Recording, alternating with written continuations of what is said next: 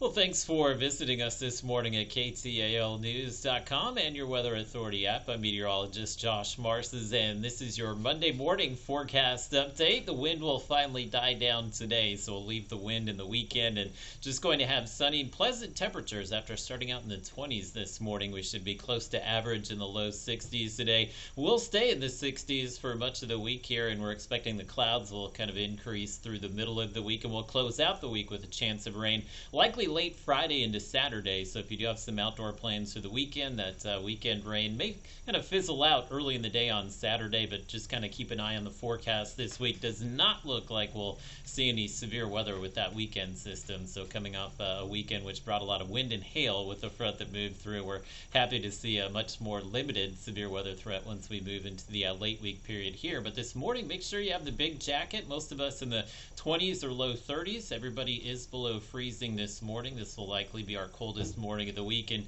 you can see the wind has very much died down here. We had that breezy north wind over the weekend, just kind of cut right through you if you were doing anything out there on Sunday. But this area of high pressure sliding east of us today, so we will get an east and southeast wind back, so we'll kind of cut off that Arctic air today. And with all the sun in the forecast, we should warm to near average, which is in the upper 50s and low 60s, so it should be overall a pleasant Monday for us in the Arctic, especially once we can get through those very cold morning temperatures. So taking a look here at your Robin's Hood Futurecast, we will stay sunny today. Likely we'll see a few clouds come back in the upcoming days here, so we'll see a lot more cloud cover through the middle of the week, and your temperatures tonight will likely settle in close to freezing. So if you've been covering up the plants here the last few nights, make sure you do that again. We'll likely see a brief freeze, especially north of I-30 in the low 30s. And just kind of taking a look at what we're expecting again as we go through the middle of the week, we'll see a few more clouds roll in as we'll have some rain over in West Texas here. And that same disturbance, the area of low pressure, will kind of move out of